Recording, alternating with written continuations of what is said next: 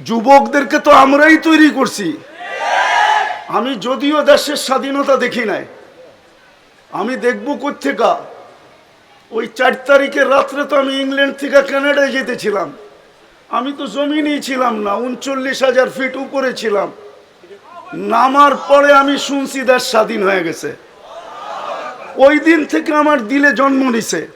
আর আমি জানি আমার দেশের যুবক নিয়ে কোথায় রিচার্জ চলতেছে। আমার দেশের কয়জন বলতে পারবে এটা আমি জানি না, কিন্তু আমি জানি আমার দেশের যুবকদেরকে নিয়ে কোথায় রিচার্জ চলতেছে, কোন কোন দেশে বাংলাদেশের যুবক নিয়ে রিচার্জ চলতেছে।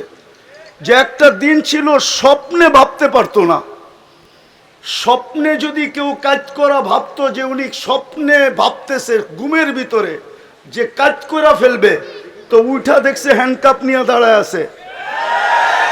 যদি জিজ্ঞাসা করে হ্যান্ডকাপ, বলে তুমি তো স্বপ্নে দেখতেছিলে না সরকার কাজ করবা, আমরা টেকনোলজির মাধ্যমে জেনে ফেলছি, বিদায় তোমার হাতে হাত করি পড়াইতে চলে আসছি।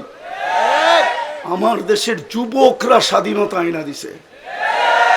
যুবকরা যদি না দাঁড়াইতো আরো 50 বছরের ভিতরও কারো স্বাধীনতা আনার ক্ষমতা ছিল না। বিদায় আমার যুবকদেরকে নিয়ে কোথায় রিচার্জ চলতেছে আমি জানি।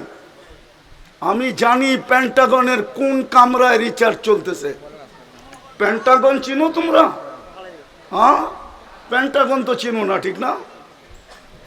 কোন কামরায় পেন্টাগনের রিচার্জ চলতেছে বাংলাদেশের যুবক, এগুলা কি?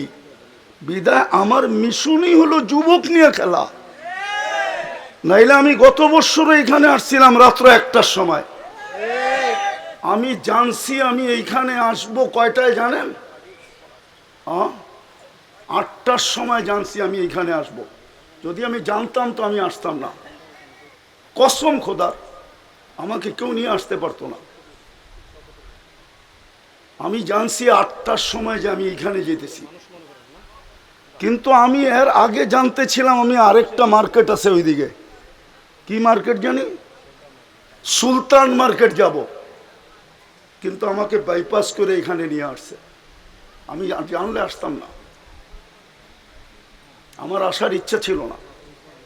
সময়টা অনেক চলে গেছে। মানুষের মেমোরির ভিতরে একটা জিনিস সেট থাকে, সেটটা নষ্ট হয়ে গেছে। এখন আপনাদেরকে আমি কি শোনাবো, কিন্তু এতটুক শোনাবো যুবকদেরকে, যৌবনের মূল্যায়ন করো। কেননা তোমার উপরে আল্লাহর বাজেট ব্যয় হইতেছে, আমাদের সবার উপরই আল্লাহর বাজেট ব্যয় হইতেছে।